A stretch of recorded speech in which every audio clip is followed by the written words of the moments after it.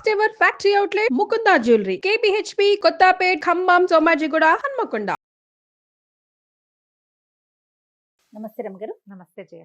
రమగారు, సంకటహర చతుర్థి దీని యొక్క విశిష్టత, ఆ రోజు అసలు మనము ఆచరించాల్సిన విధి విధానాలు, ప్రత్యేకమైన పూజలు అందరూ చేసుకోవచ్చా, ఏంటి రమగారు అసలు? ప్రతిసారి మాట్లాడదాం జయ. మనం ప్రతి సంవత్సరం వినాయక చవితి అప్పుడు ఇది చెప్తూ ఉంటాం. సంకటహర చతుర్థి అంటే నెలకి 2 చవితులు వస్తాయి.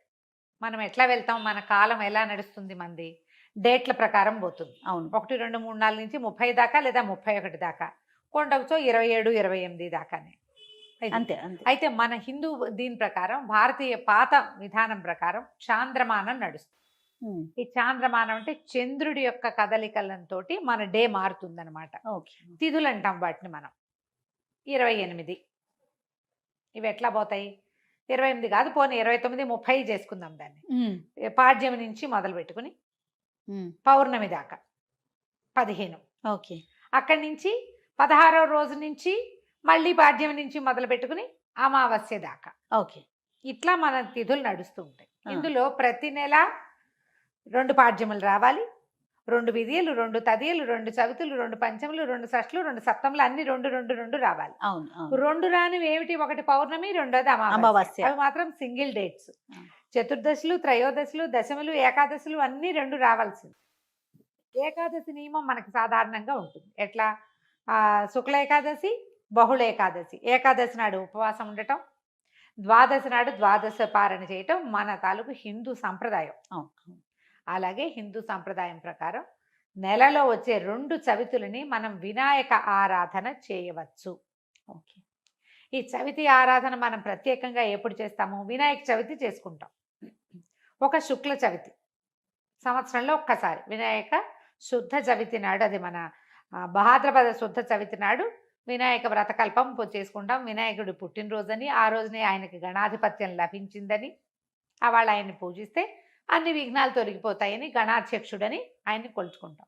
అలాగే ప్రతి నెల వచ్చేటువంటి కృష్ణ చవితి నాడు, బహుళ చవితి నాడు వినాయక ఆరాధన చేస్తే సమస్త విఘ్నాలు తొలగిపోతాయి అనేది ఒక ప్రత్యేకమైన నియమంగా చెప్తారు. ఓకే. ఈ నియమాన్ని మనకంటే ఎక్కువగా తమిళులు పాటించేవారు. వాళ్ళు ఎక్కువ పాటిస్తారు. మనకి జాతకంలో కేతు ప్రభావం ఎక్కువగా ఉన్నా, ఏ పనైనా మొదలుపెట్టి ఎప్పటికీ అవ్వకపోతున్నా, పిల్లలు చదువుల్లో వెనకపడుతున్నారనిపించిన, దీనికి మన ఇంట్లో ఉండాలి వ్రతము నియమము ఏం లేదు. పెద్దవాళ్ళు చెప్పిందే చెయ్యాలి, మన ఇంట్లో లేకపోతే చేయకూడదు, అలాంటిది ఉండదు. సార్వజనీయమైన వ్యవహారం, ఎవరైనా చేసుకోవచ్చు. మనమే ప్రాబ్లమ్స్లో ఇరుక్కుంటున్నాం. ఏ పనైనా మొదలు పెడితే అవటం లేదు, అన్ని అడ్డంకులే దానికి. ఓకే. వ్యాపారాలకి, చదువులకి, ఇంట్లో ఏదైనా వస్తువులు తరచుగా పాడైపోవటం, ఇది కూడా జ్ఞాపకం పెట్టుకోండి. మిక్సీ రిపేర్ చేయిస్తావు, వెట్ గ్రైండర్ పడుకుంటుంది. దానికి ఏదో చేయిస్తావు, వాషింగ్ మెషిన్ ప్రాబ్లం వస్తుంది, అది అయిపోయింది, సూయింగ్ మెషిన్ పడుకుంటుంది. ఇట్లా రిపేర్లు చేస్తూ ఉన్న వాళ్ళు ఉంటారు చూడు. నేను కూడా ఉన్నా ఆ లిస్ట్ లో. అవునండి. నేను ఒకటి రిపేర్ చేస్తే ఇంకోటి వస్తుంది. ఒకటి మొదలు పెడితే పాపం లిస్ట్ వస్తూనే ఉంటుంది. మా వాళ్ళ ఇంట్లో ఎక్కిరిస్తున్నారు, ఒకటి రిపేర్ చేయకుండా ఉంచుకుంటే అది ఒకటే ఉంటుంది నీకని. అట్లా ఒకటి వస్తుంది. ఏమీ లేవనుకో, మెళ్ళ పెట్టుకుంటే నల్ల పసలు కొలిసేనే టిక్కని విరుగుతుంది, ఆ పస విరిగిపోతుంది.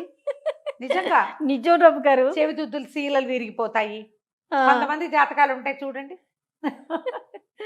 ఒక వరుసగా వస్తాయి, ఆగితే మళ్ళీ ఆగిపోతాయి. 2 సార్లు 2 బంగారపు వస్తువులు అయినాయి. ఓ వారం ఏమో ఒక 15 రోజుల్లో ఒక మొదటి ఫోర్ట్ నైట్ లో చెవిదుద్దు సీల బిళ్ళ విరిగి చేతిలోకి వచ్చింది, పొల్లేమో ఆ గొట్టంలో ఉండిపోయింది. ఇదేమిట్రా ఇలా అయింది, దీన్ని చేయించాలి అనుకుంటున్నా. సరిగ్గా 15 days తిరగగానే చిన్న గొలుసు ఒకటి పెట్టుకుంటాను నేను, హుక్ దగ్గర విరిగింది. దాన్ని రిపేర్ చేయించా, చెవిది ఈ గొలుసు విరిగింది. గొలుసు ఇంకా రిపేర్ చేయించలేదు, ఉంచారు. మళ్ళీ ఇంకోటి వస్తుందని. నెక్లెస్లు అవి లింకులు ఊడిపోతే ఏం చేస్తాను, అలా అనిపిస్తుంది నాకు. ఇలాంటి వాళ్ళు వీళ్ళందరూ సంకటహర చతుర్థి చేసుకోవచ్చు. సంకటహర చతుర్థి చేసుకుంటే బిజినెస్లో ఇబ్బందులు, చదువుల్లో ఇబ్బందులు, చిన్న చిన్న ప్రమాదాలు, ఇళ్లలో ఏ పని అనుకున్నా అవకపోటాలు, వీటన్నిటికీ సమాధానంగా ఉంటుంది. జాతకాల్లో అయితే మాత్రం కేతువు తాలూకు ప్రభావం ఉన్నప్పుడు, కేతువుతోటి ఇబ్బందులు పడుతున్నప్పుడు, గ్రహస్థితుల్లో కేతు ఉన్నప్పుడు కూడా మనం ఇది చేయమని చెప్తారు. ఏదైనా ఇంటి ప్రయత్నం చేస్తున్నప్పుడు ఆగిపోతుంది, అప్పుడు కొన్ని వారాలు మొక్కుకుని మనం కొన్ని నెలల పాటు చవితులు చేసుకోవచ్చు. ఈ చవితి చేసుకోవడానికి పెద్ద విశేషమైన చేత ఏమీ లేదు. సింపుల్ వినాయక పూజే. ఓకే. దీనికల్లా పగలు ఉపవాసం, చుక్కలు కనపడ్డాక భోజనం. ఆ చుక్కలు కనపడ్డాక ఉండ్రాళ్ళు కుడుములు చేసి బియ్యపు రవ్వతోటి చేస్తాం కదా. అవును. అవో మీ ఇళ్లలో ఎలాంటి అలవాట్లు ఉంటే పాలతాకలే పెడతాం వినాయకుడికి అని మీకు అలవాటు అనుకో, పాలతాకలు పెట్టండి, మన అలవాటు ప్రకారం పెట్టుకోవచ్చు. కుడుములో ఉండ్రాళ్ళు ఆయనకి నివేదన చేసి నమస్కారం చేసుకుని చంద్రుని చూసి అన్నం తినేసేయచ్చు. పగలు ఉపవాసం ఉండే సంకష్టి అంటారు. మహారాష్ట్రియన్స్ కన్నడిగులు బాగా చేస్తారే? బాగా ఎక్కువ ఉంటారు. మన వైపు తక్కువ, కానీ మన వైపు కూడా ఇప్పుడు కనపడుతున్నారు బాగా. నాకు కూడా అలవాటు ఉంది, నేను చేస్తాం. అంటే కమ్యూనిటీ వైజ్ గా చేస్తారా రమ్మగారు? అలా అట్లా ఏం ఉందా? ఉండదమ్మా, అలా ఏం ఉండదు. ఎవరైనా ఇది ఓ చేసుకుంటారు. పెద్ద పూజ హడావిడి ఏం లేదు కదా. అది ఏకాదశిలానే, ఏకాదశి లాగానే. కాకపోతే మనం వినాయకుడికి కొలుస్తాం. ఇది ఇప్పుడు. సంకటహార చతుర్థి. మనకి కష్టాలు ఇబ్బందులు ఉన్నప్పుడు రుణ విమోచన గణపతి స్తోత్రం అని ఒక ప్రత్యేక స్తోత్రం ఉంది. ప్రణమ్య శిరసాదేవం గౌరీపుత్రం వినాయకం ఇలా స్టార్ట్ అవుతుంది. ఆ స్తోత్రం చదువుకోవచ్చు. అబ్బే అవేవి రావండి. సుంఖశ్రీగదంత్య కపిలో గజకర్ణికః మనకు వచ్చు కదా, అంతే. ద్వాదశ నామాలు అవి చదువుకోండి. వినాయకుడికి కొంచెం గరిక వాకిట్లో ఎక్కడైనా పెరళ్లలో ఉన్న బాల్కనీ కుండీల్లో ఉంటే గరికని పెక్కండా ఉంచుతా నేను. ఆ వినాయకుడికి పెట్టుకోవచ్చు అని చెప్పి బుధవారం నాడు పెట్టచ్చులే అని ఆ 2 గరిక పోచలు వినాయకుడికి సమర్పించడం, ఉండ్రాళ్ళు సమర్పించి నమస్కారం చేసుకోండి. ఇది చాలా మంచిది. మరి పసుపుతోటి వినాయకుడిని చెయ్యాలి అదేదో సిద్ధాంతంగా చెయ్యొద్దమ్మా. ఎంత సింపుల్గా అయినా చేసుకోవచ్చు. సాయంకాలం సమీపంలో ఉన్న ఏ దేవాలయంలోనే గణపతి చతుర్థులు చేస్తారు. అన్ని చోట్ల వినాయక ప్రతిష్ట ఉన్న ప్రతి చోట సంకటహార చతుర్థి పూజ చేస్తారు. వెళ్ళి గుళ్ళో పూజ చేయించుకోండి, హాయిగా ఇంటికి వచ్చి భోజనం చేయండి, అంతే. కుడుములు ఏమైనా ఉండి మీ గుళ్ళో వాళ్ళు ఒప్పుకుంటే ఆ దేవాలయం పద్ధతిని బట్టి కదా, ఒప్పుకుంటే మీరే కుడుములు తీసుకెళ్ళి స్వామివారికి అక్కడ నివేదన చేసి అందరికీ ప్రసాదం పంచిపెట్టండి.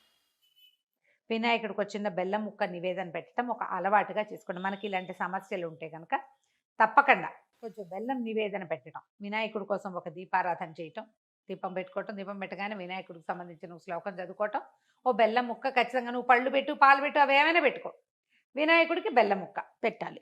ఇలా నివేదన పెడితే మనకి చాలా సమస్యలు తీరుతాయి. అవును. ఆ ప్రతి నెలా చూసుకోండి, క్యాలెండర్లో ఉంటుంది. మీరు ఈజీ మెథడ్ ఏంటి, క్యాలెండర్లో నోట్ చేసి పెట్టుకోండి. ఇందులో మళ్ళీ ఒక స్పెషల్ ఉంది.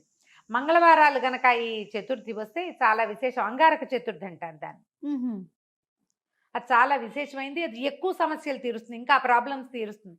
దీనివల్ల బ్రహ్మాండం బదలైపోయి వారికి ఏదో వస్తుందని కాదు, కొన్ని జాతకపరమైన సమస్యలు తీరుతాయి. ఏ పనులు కానప్పుడు మనకు ఒక శాంతిగా ఉంటుంది. చికాకు తగ్గినా చాలు కదా అమ్మగారు, ఏదో వచ్చి మీద పడక్కర్లేదు.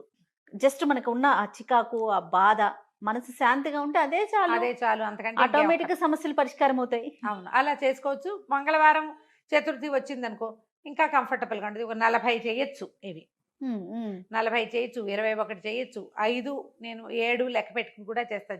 ప్రతి నెల సంకటహర చతుర్థి నాడు పొద్దున్నే మా అక్కయ్య నేను ఒకళ్ళు గుర్తు చేసుకుంటాం ఇవాళ చతుర్థి అని. ఓకే, జ్ఞాపకం చేసుకుని మా ఇద్దరికి అలవాటు ఉంది. నాకు కొంచెం వినాయక ఇవి కూడా ఎక్కువ కదా, ఎక్కువ శ్లోకాలు చదువుకుంటాను. నేను చిన్నప్పుడు చదువుకున్న తొండమున ఏకదంతమును కూడా చదువుతారు రోజు నేను. నాకు అది అలవాటు. ఎవరి అలవాట్లు వాళ్ళవి కదా, మీరు అలవాటు చేసుకోండి. ఏదైనా ఇలాంటి సమస్యలు ఉన్నప్పుడు ఇట్లా చేసుకోవచ్చు. ఇది కొన్నాళ్ళు చేసి మానేయచ్చా లాంటి ప్రశ్నలు వస్తాయి ఎంతసేపు. కొన్ని వారాలు నియమంగా పెట్టుకోండి, కొన్ని నెలలు, ప్రతి నెల సంకటహర చతుర్థి చేయాలి. 2 సార్లు సంవత్సరం 2 సార్లు వస్తుంది కదా.